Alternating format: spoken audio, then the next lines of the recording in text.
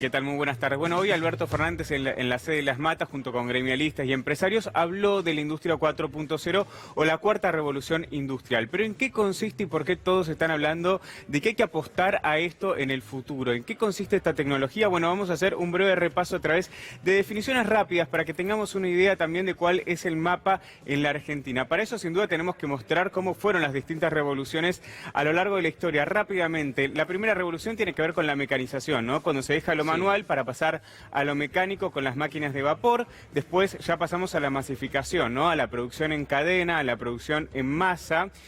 Y después, bueno, pasamos a lo digital, ¿no? Cuando se deja lo analógico, empezamos a hablar ya de la digital, ahí aparece como electrónica, la automatización, la incorporación de las computadoras y los sistemas electrónicos. Y ahora tenemos que hablar de la conectividad y digitalización. Es decir, la utilización de la industria y las nuevas tecnologías, desde sensores, desde la robótica, desde el análisis de los datos, de la información, en grandes cantidades y que sin duda va a cambiar la industria tal como la conocemos. Pero vamos a ver cuáles son esos elementos que definen sin duda la cuarta revolución industrial. Y una tiene que ver con la inteligencia artificial. Lo hemos comentado que los sistemas empiezan a aprender a procesar grandes cantidades de datos para, por ejemplo, sugerir algo, ¿no? Para que tengamos, por ejemplo, una idea de cómo se aplicaría, imaginémonos a alguien que tiene un campo y puede escanear grandes cantidades de datos sobre su terreno. ¿Cuál es su humedad? ¿Cuándo le conviene sembrar? ¿Cuál es la temperatura? ¿Cuál podría ser, digamos, el mejor mes para sembrar? Es decir, grandes cantidades de datos y de información que le va a servir a la industria, ¿no? Y tiene que ver con el segundo, la acumulación y uso de grandes bancos de datos. Realidad aumentada, por poner otro ejemplo, hoy por hoy las grandes pinturerías están utilizando este tipo de tecnología. Sí, es verdad. Para, por ejemplo, ver cómo quedaría una casa, un edificio con un determinado color, poner otro, la colorimetría aplicada a la realidad aumentada, entre miles y miles de ejemplos. Internet de las cosas, bueno, esto tiene que ver con la conectividad. Todo empieza a estar cada vez más conectado. Las heladeras, los lavarropas, los grandes procesos industriales empiezan a conectarse para poder también reducir el margen de error, ¿no? Y la impresión 3D, que este es sin duda uno de los cambios más importantes que vamos a tener en la industria, porque no solo hoy por hoy se puede imprimir órganos, imprimir comida, se puede incluso trabajar en la fabricación de una casa con impresora 3D, ¿no? En poco tiempo, sin duda, lo que tiene que ver con este tipo de tecnología va a cambiar el mundo y Argentina está trabajando en esto. Yo sé que al hablar de este tipo de tecnologías uno podría decir, bueno, estamos muy lejos los argentinos, ¿no? Sí, o también, Mauro, muchas veces lo que pasa es, se sale un poco el cuestionamiento de, ¿va a reemplazar al humano? ¿Nos va a desplazar? Digo, ¿va a haber menos puestos de trabajo? Bueno, muchos hablan de oportunidades y otros hablan de riesgo, ¿no? Con este tipo de tecnologías. A ver, sin duda también se está debatiendo a nivel global qué va a pasar con aquellos que se queden sin trabajo como consecuencia del avance de la robótica. Y en este sentido se está pensando en muchas posibilidades, como por ejemplo ponerle un impuesto a las máquinas para poder capacitar a aquellas personas que quedan fuera y que puedan ser utilizados en otros sectores.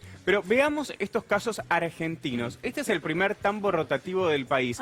Está en Santa Fe y básicamente cada vaca tiene un sensor en la oreja que permite medir el rendimiento y el nivel de salud de cada vaca. También tiene un sensor en lo que sería en la pezonera, que tiene un ubre y puede medir el rendimiento y la salud. Por ejemplo, si tuviera una infección, ¿no? Mira. Y a partir de grandes cantidades de datos, esto pasa acá en la Argentina, digo, esto está desde el año 2010 que están trabajando en este tipo de tecnologías en Santa Fe, pero me parece que es un buen ejemplo para hablar de este tipo de innovaciones, ¿no? ¿Qué es lo que se busca? Procesar grandes cantidades de datos y de información. Pasamos al siguiente, que tiene que ver con Córdoba, un lavarropas que lo que permite es que a través de una aplicación vos puedas, por ejemplo, programar un determinado lavado, ¿no? Esto pasa acá, se vende acá en la Argentina y se produce acá en la Argentina y es pensado por argentinos. ¿Esto se programa, por ejemplo, uno programa el lavarropas o el lavarropas piensa solo? Bueno, vos lo programás a través de una aplicación, pero justamente se incorpora lo que tiene que ver con la tecnología al lavarropas. Esta es la cuarta revolución industrial,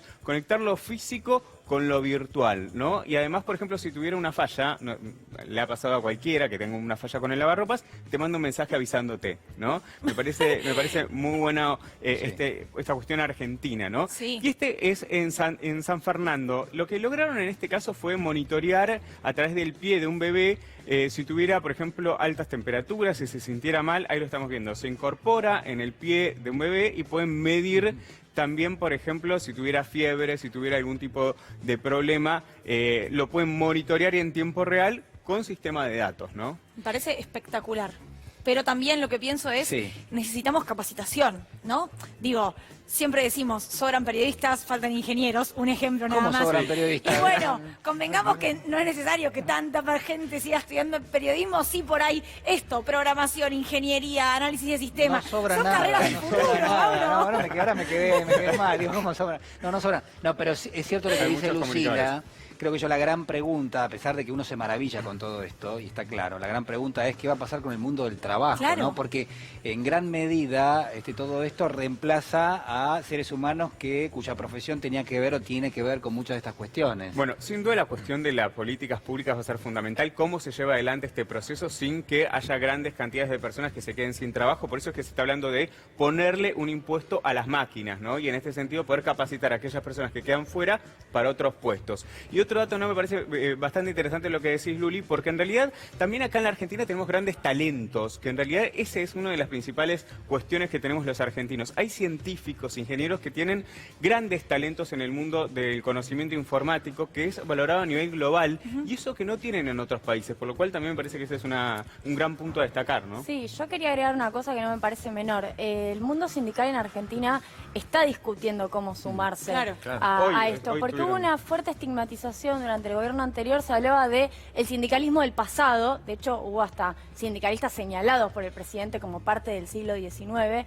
Sindicalistas que están discutiendo hace tiempo, y con Moroni de hecho quieren inaugurar un centro tecnológico en la CGT, que vienen discutiendo que sus convenios colectivos, que en muchos casos son de la década del 70, es así, en el caso de comercio, en el caso de la UOM, en el caso de los bancarios, que incorporen la actividad que hace adentro de la fábrica o en el establecimiento laboral un manejo más sofisticado de la tecnología, que incorporen informáticos en los convenios colectivos, que incorporen programadores de software en los convenios colectivos. Todo eso es una puja, porque si no planteamos a la tecnología como neutral, y hay mucha resistencia empresarial a que esos trabajadores sean parte de esos convenios y que en todo caso sean tercerizados, que ganen menos, que sean jóvenes. Vos ves mucha gente Sí, joven sí, sí, en el sí. tema, en la tecnología. Entonces me parece que también el sindicalismo lo viene abordando, pero hay mucha resistencia del mundo empresarial para que esos trabajadores sean parte de un mundo sindical con derechos. Mauro, y digamos, uno también se pregunta esto, ¿no? Porque la gran revolución es la inteligencia artificial. Y alguien me daba un ejemplo, yo no sé si estaré bien o no, vos sabés mucho más que yo,